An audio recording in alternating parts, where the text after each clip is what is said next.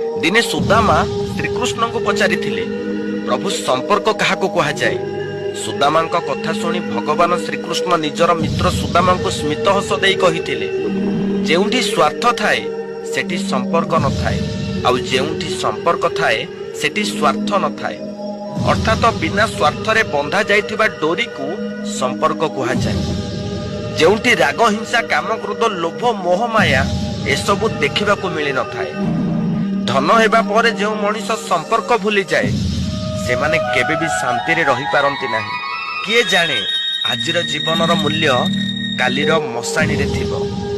आजिर धनी कालीर भिकारी हेबा पाई बेसी समय लागिबनी। कालीर भिकारी आजिर धनी हेबा पाई बेसी समय भी लागिबनी। ए जीवन रे छंद कपट करिकि केते दिन आमे बंचिबा।